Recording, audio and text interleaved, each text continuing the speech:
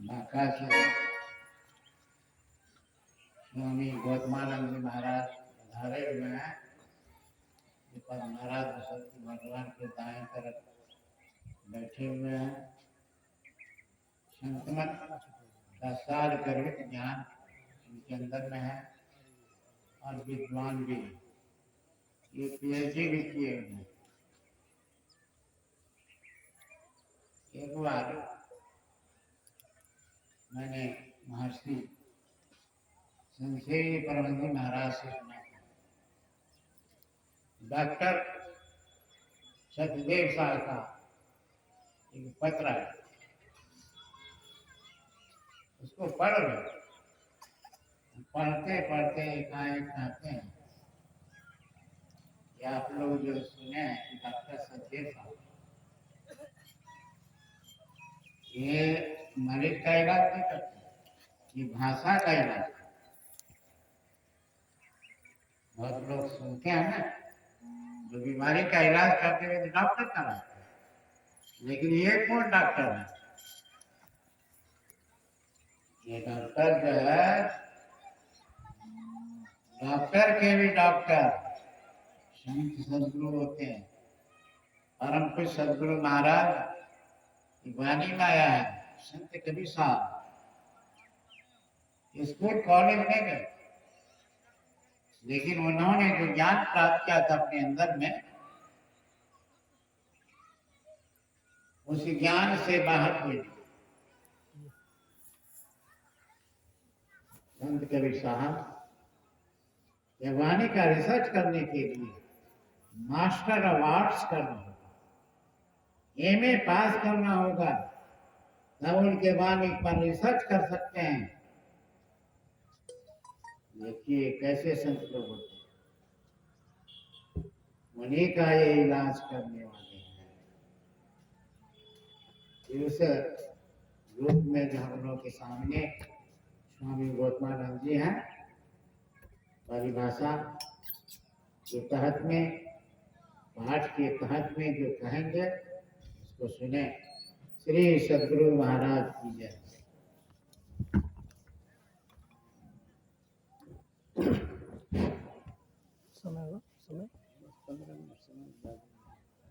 बंदो गुरुपद गंजे, कृपा सिंधु नरे रूप हरि, महामोहतम पुंजे, जासु वचन रवि करे निकरे। अव्यक्त रूप में सर्वत्र विराजमान पूज्यपाद संत सदगुरु महर्षि में ही परमहंस जी महाराज के उभय पाद पद्मों में कोटि सह नमन। व्यक्त रूप में मंचस्थ पूज्यपाद महर्षि संत गुरुशरण जी महाराज के उभय पाद पद्मों में कोटि सह नमन। मंचस्थ महादेव बाबा, उपाध्यक्ष बनवारी बाबा, पूज्यपाद विजय बाबा, आदरणीय सत्संग प्रेमी महानुभावों, माताओं तथा भक्तिमती बहनों, अभी सायं काल का जो सत्संग है ये अपराह्न कालीन सत्संग, इसमें रामचरितमानस बाल कांड से पाठ हुआ है। गुरु महाराज के प्रवचन के अंश भी पढ़े गए हैं और बाल कांड से गुरु के चरण की महत्ता पर प्रकाश डाला गया है। फिर साधु समाज की महत्ता पर भी प्रकाश डाला गया है। तो गुरु चरण में क्या खास है? गुरु की वाणी तो मुख से निकलती है, तो फिर चरणों की तरफ से रास्ता क्यों बताया गया? संतों का जो ज्ञान है, पंडितों का वेद और संतों का भेद, ये दो माना जाता है।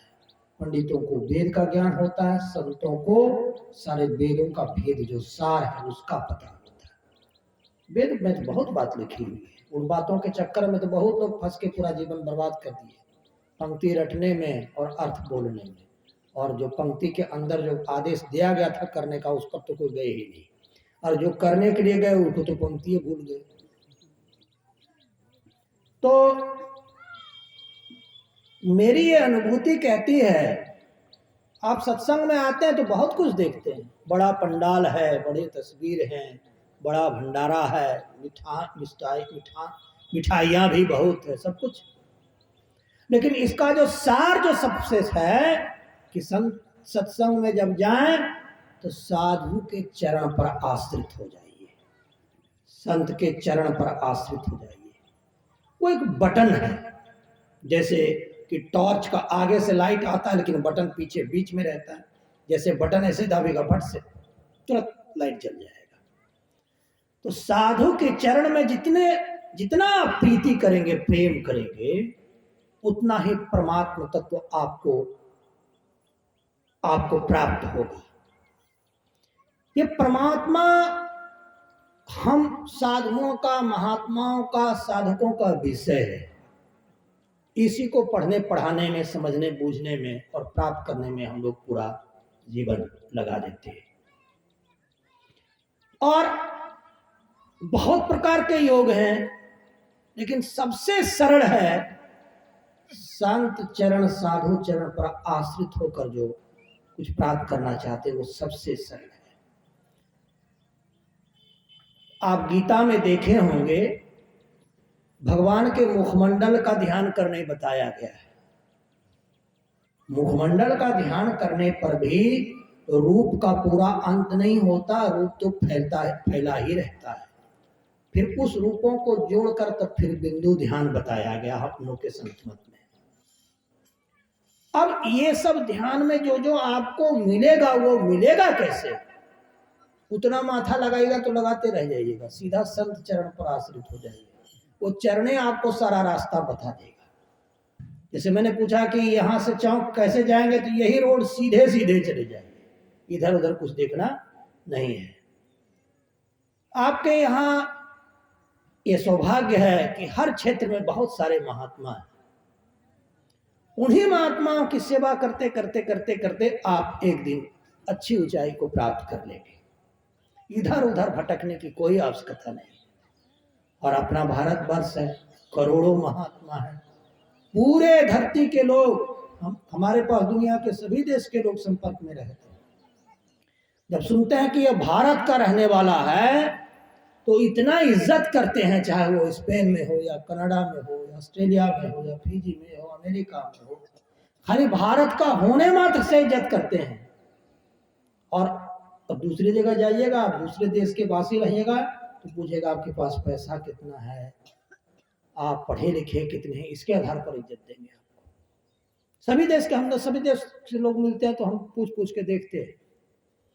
तो भारत साधुओं के अधिकता के कारण विश्व में जाना जाता है, और साधु के चरण में शक्ति होती है। श्री गुरु पदनख मणिगुण ज्योति सुमृत दिव्य दृष्टि यह होती।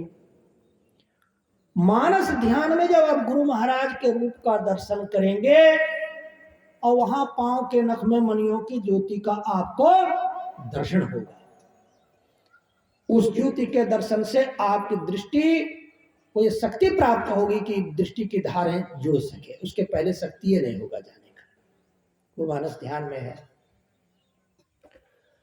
तब आपको जो रूप जगत का अंत कराने के लिए जो ध्यान है वो दृष्टि योग है, रूप जगत का अंत करा देता है। कि परमात्मा जितने रूप दिखते हैं यह परमात्मा नहीं है। इन्हीं सारे रूपों की समाप्ति के लिए एक बिंदु का ध्यान कराया जाता है, जिसको दृष्टि योग कहते हैं। बिंदु, एक बिंदुता की प्राप्ति होने पर रूप जगत से छुटकारा मिल जाता है। हम देखो ना, हमारे अपने ही रूप को देख लीजिए, अपना जो हमारा रूप है ये कितने दिन तक का है। अभी तो पता चला कि 10 साल से गौतमानंद आ रहे हैं, कुछ दिन में पता चलेगा गौतमानंद तो शरीर में रहे ही नहीं।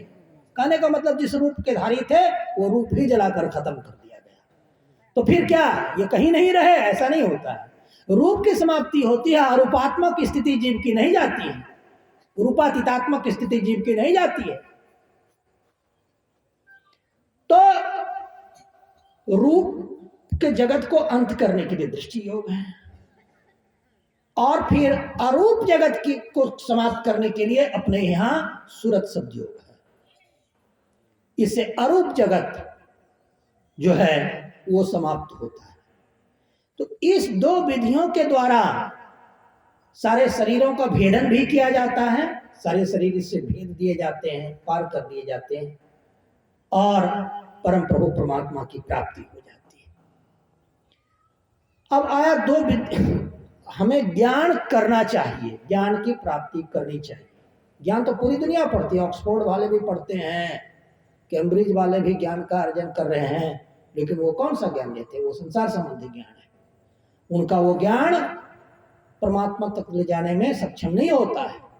परंतु जो परमात्मा से संबंधित ज्ञान है, दर्शन शास्त्र वाले भी ज्ञान करते हैं, उनका परमात्मा संबंधी कुछ बात कहने पर ही इतना तक ही वो रहते हैं, खोजने के लिए बोलते ये तो हमारा विषय ही नहीं है।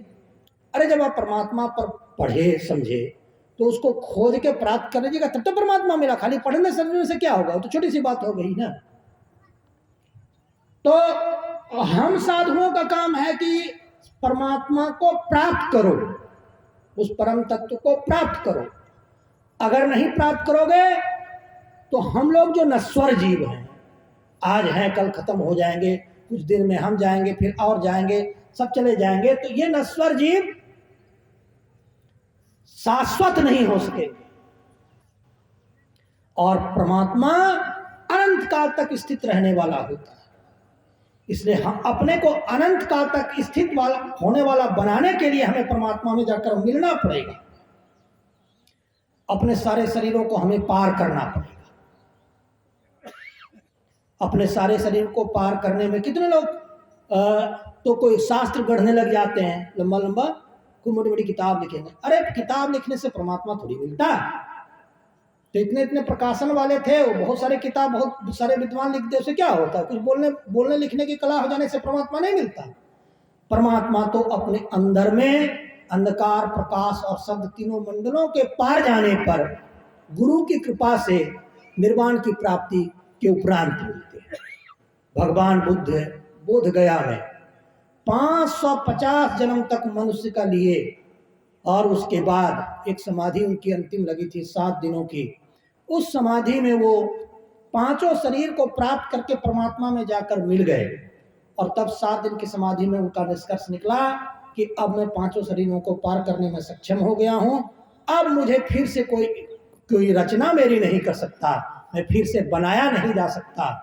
और तब उन्होंने निर्वाण प्राप्त कर लिया। और करने के बाद वो काशी जा रहे थे, सारनाथ की तरफ जा रहे थे।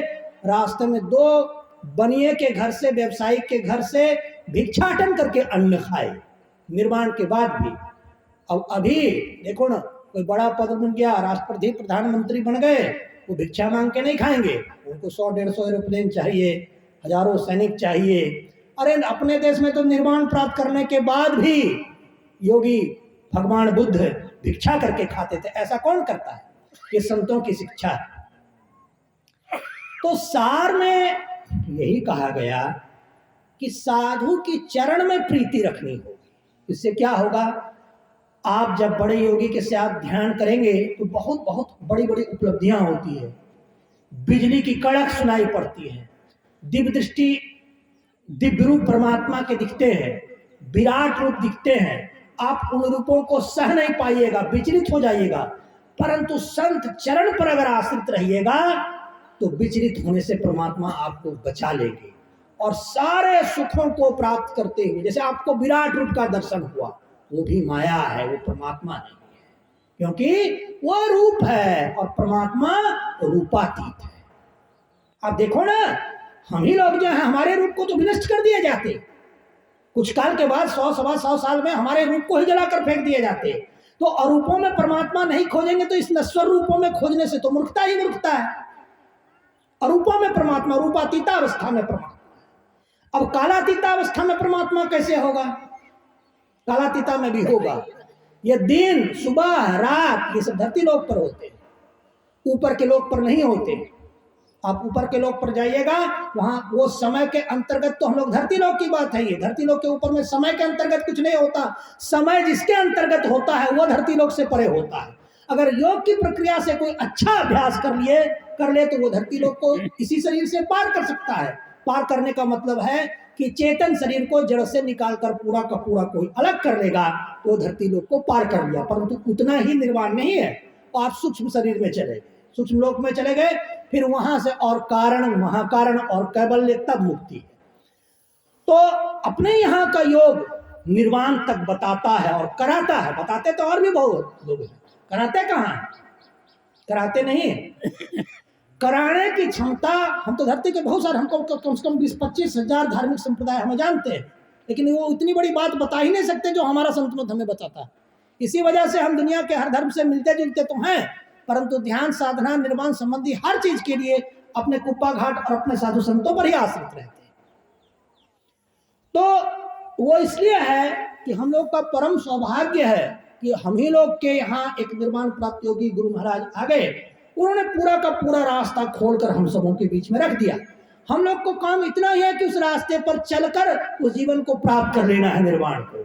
और कहीं कहीं और जाइएगा गुरुओं के पास तो पता चला धर्मगुरु अंडा खा रहे हैं, धर्मगुरु भैंस का मांस खा रहे हैं और उसके भी फोटो लगाकर पूजे जा रहे हैं। ऐसे भी बहुत सारे गुरु आपको दिखला देंगे, नमूना है। बहुत सारे गुरु ऐसे हैं जो चिकन खा रहे हैं, गुरुजी मुर्गा का मांस खाते हैं, उसके फोटो का ध्यान 4,500 लोग लंदन में कर रहे हैं। ऐसे भी गुरु हैं, उसको मैं जानता हूं। तो ये दुनिया बहुत इधर उधर बहकी हुई है और हम लोग के गुरु महाराज ने हम लोग को निर्वाण का पूरा रास्ता खोल कर रख दिया। अब आवश्यकता है हम साधु चरण में अपने को समर्पित कर दें और चरण से की सेवा से हमें जो जो अंदर में प्राप्त हो उसको, उसके सुख को हम लोग भोगें और निर्वाण तक पहुंचें। और मेरा समय भी अंतता को पहुंच गया। बोलिए प्रेम से श्री सद्गुरु महाराज की, श्री सद्गुरु महाराज की, श्री सद्गुरु महाराज की जय। श्री सद्गुरु महाराज की जय। हमारे संघ में 12, 13, 14 वर्षों से गुरु महाराज की सेवा में रहा।